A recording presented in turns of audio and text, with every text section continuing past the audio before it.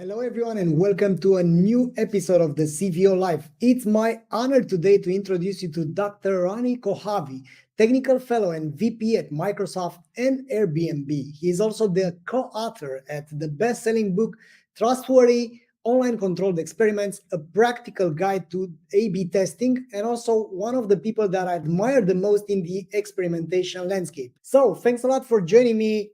And Mr. Kohavi, the first question that I have for you, of course, because we are in this, we are focusing on customer centricity. What does it mean at a practical level to be a customer centric and data driven company from your perspective? Okay, well, first, thank you for having me. It's a pleasure to be here. What does it mean to be customer centric and data driven? So it basically means optimizing for the long term customer value and for the business because they're both part of the equation. Now, there's many things that people can do short term that will help the business, say, raise revenue, but they can hurt the relationship in the long run. One example is showing a lot of ads, right? So I was at Bing and we did some experiments, and we knew that when we start showing more ads on the page, when you search, then customers start to attrition, right? They churn, we lose the customer. So there's a trade off there. We need to show some ads in order to make the business work, right? This is how search works. But if you go over a certain number of ads, you start to annoy the users, then you're making a trade off that is not good for the long term. Um, if you think about other businesses, I think, Amazon is sort of treading right now on generating a lot of money from sponsored links, but the page is starting to become a little too full of them and it begins to get annoying. And so there's a question about whether they're a little bit too much on the generate revenue and hurt the customer experience. Yeah. Um, when you think about being customer centric, I think about features that help the customer that may not be as good for the business, but they're the right thing to do. So I'll give you one example that I love at Amazon. If you go to a book or a movie or a product that you previously bought and that's not replenishable, Amazon warns you. It says, "Hey, you've already bought this book. You sure you want to buy it again?" Now, this is to me, it's a great example of being customer centric, right? Because they could make the money. You may not remember that you bought this book 5 years ago, or maybe that you bought this uh, video or movie, but it is all about the long term relationship. That message makes you feel like Amazon cares about me. Okay. In addition, I do think that many of these cases where it's a borderline case, the business gets hurt when the customer sometimes realizes, "Hey, I've already bought this book. I'm going to return it," and therefore there's additional cost to that equation. Um, Maybe a couple of more examples that I can think of where businesses may not think about the long term. Say I'm a Marriott loyal customers. I stay a lot of their hotels, but I'm also a AAA member. And usually, if you put your AAA, uh, take the drop down for discounts to AAA, you get a good discount. But they try to introduce friction there. Every time I have to book a room, I have to re-enter my AAA number. That to me is not customer centric, right? Customer centric is when you offer me that discount. You know I'm a AAA member. You say, "Hey, don't go for the regular price. We know you're a AAA member.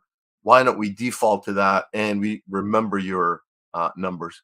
Trade-offs are hard, but I think being customer centric means optimizing for that experience so that make the customers more loyal in the long term. Love it, and love both of your examples. You've said something very important regarding the long term customer value, right? So, Right. is customer lifetime value a better metric to optimize for long term success than the current purely lag indicators like the financial metric, let's say revenue, EBITDA, you name it? Yeah, absolutely. So I do believe that you have to take the long term view of the customer and the business. One example that I love to give is, from the hotel industry, partly based on my experience at Airbnb. You could define the short-term metric of conversions or revenue, right? Somebody visits, I want to measure the conversion rate. I want to measure whether I generated revenue from that visit. But that's a short-term optimization. What if I get a user to convert where I give them a very, cheap listing that looks great, but I know based on their history, they're not going to be happy with it because I've seen their bookings in the past. I've seen what they do. And one thing you can optimize for isn't just the booking, but what I think of as a happy booking, a booking where the person 3 months later, when they stay at the hotel or listing, they're going to rate it high, right? So there's clearly a minimum bar that everybody has to say you don't get bed bugs in the hotels, but some people care more about the price and are willing to take trade-offs so that the place isn't as great. It may have minor imperfections.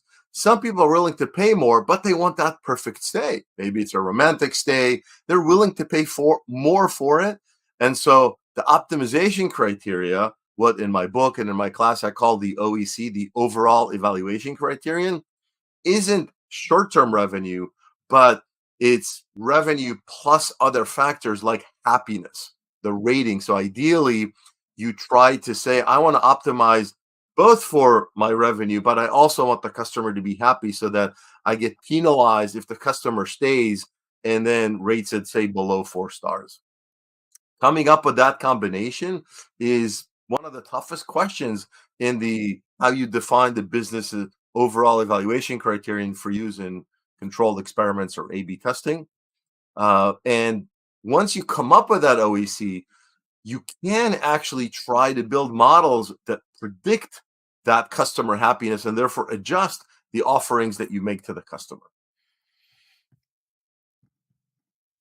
Love it. I have a very quick side question. Do you foresee a future where companies will do experimentation, will do A/B testing, not for short-term metrics like conversion rate, but for customer lifetime value? Oh, I already know that people are doing that, right? So the trick, and there's a section of that in my book where we highlight that the hardest problem when you start to do A/B testing is, in my opinion, that coming up with that OEC, the overall evaluation criterion, because um, it's easy to come up with short-term metrics, profit, revenue, but then short-term theatrics can hurt the long-term value of the customer. So one of the hardest things to do is to come up with an OEC that is predictive, right? And predictive not just in the machine learning sense, but causally predictive of customer lifetime value. So coming up with that OEC that says, I have to look at, as I said, customer happiness as part of the metrics I'm evaluating today. Maybe it's done through machine learning models. Maybe it's only 70% accurate, but at least you're taking into account the fact that I want to make sure that the customer is going to be happy with the transaction that they're now doing, whether it's a purchase or a hotel stay or something. Yeah. Now that you've touched this subject, I think it's an amazing opportunity. I had the debate just today with our head of data about the fact that you can find some correlations between the NPS and the customer lifetime value. So let's say you optimize, you do some experiments to improve the customer lifetime value, you do whatever kind of experiment. But in order to validate that also the lifetime value and the NPS are being affected positively, or to find a causal relationship between the NPS. Let's say our debate was, if the NPS goes down, the lifetime value goes down as well. But in order to see that, you need multiple orders from the same individuals, right? So you can't simply say this is what's going on if you are selling mattresses, or let's say slow moving consumer goods. Right. Yeah. So I think you're absolutely right. As I said, coming up with an OEC that is predictive of the long term is a very, very hard problem. And what you end up doing is you have in our mind a causal model that says, if I will do X and Y, the customer will be happier. So therefore, if you believe in that causal model, you then can measure short-term attributes that are predictive of the long-term value. And what you can do is run some long-term experiments to validate your causal model. So we believe that putting more ads on the search results page is going to hurt the customer experience. We actually tested that belief. We ran some experiments where we showed some user more ads, we showed some user fewer ads, and then we were able to build sort of the coefficients for how much do ads beyond a certain point hurt churn rate, uh, the ability for the customer to visit us more often, things like that. And based on that, we were able to define this long-term OEC. Love it.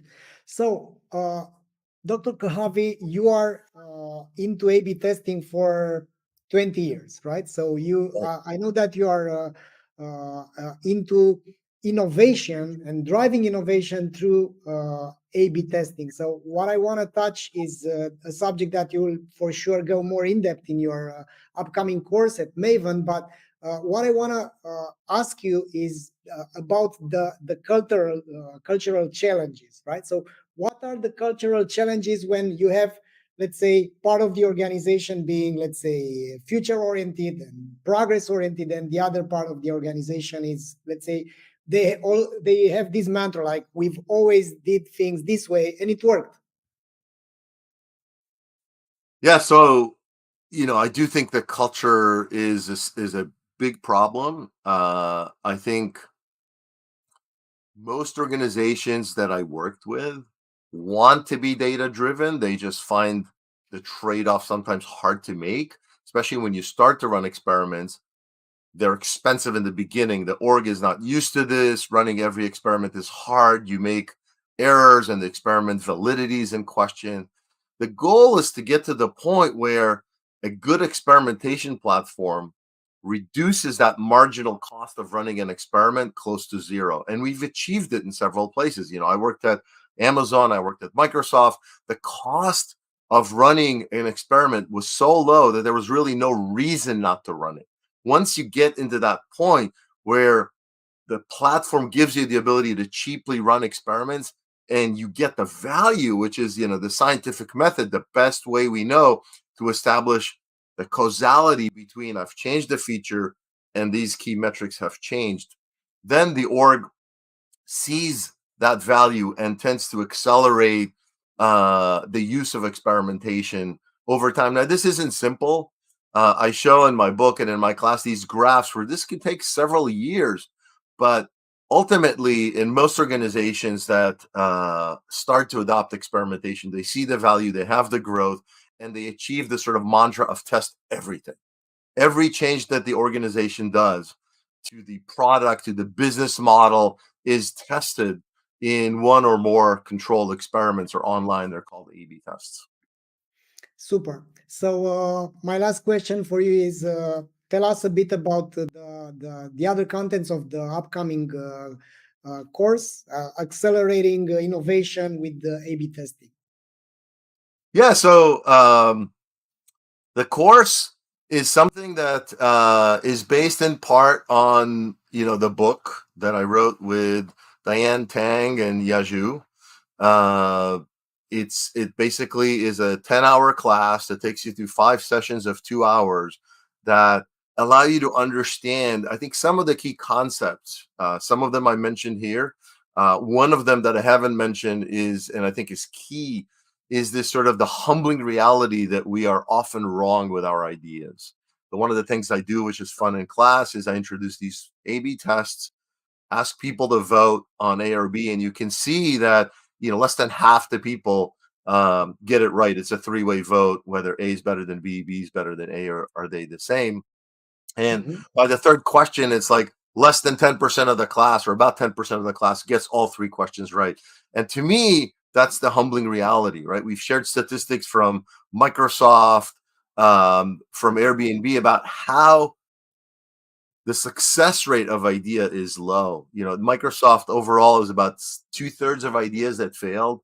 At Bing, it was about 85% of ideas that failed. And at Airbnb search, where I headed the search and relevance, we showed that for building these machine learning models, it was 92% of our ideas that didn't actually succeed in improving that OEC. So I think this humbling experience is something that everybody has to drill in, and I love showing this to real, you know, class students in the class to humble them, to show that it's hard to get the examples right.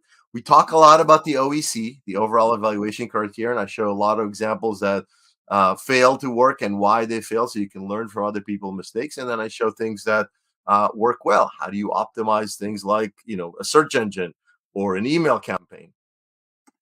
We talk about the classical mistakes of misinterpreting p-values. A lot of people do that. You have to understand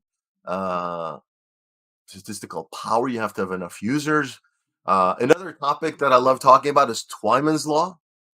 You know, any figure that looks, you know, interesting is probably wrong. If something looks too extreme, you hear these people saying, "Oh, I ran this test and it improved conversion rate 10 times." No, that never happens, right? You don't get that. Find what's wrong with the experiment. You know, it could be that you have a sample ratio mismatch, and then we show these examples of how to raise the trust level of your experiments by running things like AA tests or sample ratio mismatch tests, etc. So we cover a lot in class. You know, this is partly based on the book, with more examples, more interactivity, more questions, which makes it a lot of fun. Love it. So, Dr. Kohavi, while you were speaking, I got my last question, if you if you agree, Sure. which is, I realized while you were exposing the great contents of the course, that maybe when we are looking at optimizing the entire customer journey, so let's say for customer lifetime value, when we've started back in the days into the CRO, I mean, I've started like this. I was a practitioner from day one. But when we started, we got this data coming from the web analytics. So we were looking at the visitor behavior. Now, what I think it's lacking, and we please correct me if I'm wrong, we are lacking insights which are being generated from data that can be collected across the entire customer journey. So companies are sleeping on a ton of data that is not crunched, and insights are not generated, or anomalies are not generated. So when we start to experiment just for the sake of improving this type of metrics, if our data collection, let's say, is not good enough, we are not seeing this type of anomalies, like, I don't know, most of the best customers from in terms of customer lifetime value are having this type of parameters, are buying from through this channel, coming from these regions. And I think there is also a need for a better way to collect the data in order to generate hypotheses that will allow you not to be so wrong, even though being humble, it's a good thing on the long run, right? Right. Yeah, so you're talking about the classical trade-off of, you know, do we invest more in generating a better understanding of the customer? You can use data providers like Axiom or others to add information about the customers. Um, it's a classical trade-off. You have to pay for that. It's usually the reliability is not as high as the behavioral data that you collect yourself, right? One nice, you know, the beautiful thing about an online experience is that everything that the customer is doing online, we can sort of collect very reliably. You know, at Bing, for example, every time you do a query, we used to log like 1,000 attributes, 1,000 metric that we would then compute, and that's harder to do offline. But I mean, I agree with you. If you can get additional information and then show that these are helping your prediction rate, it's important to do, but there is a trade-off there. I know that some organizations try to do that, and tying that data is not easy. The reliability is low, so it's an economic question of whether that effort brings you more value than the cost of doing it reliably. Excellent. So, Dr. Kohavi, thanks a lot for being today with us, and let us know if someone wants to follow you, where they can find more from you, and of course, we will put the link to your course in the show notes. Thank you so much for inviting me.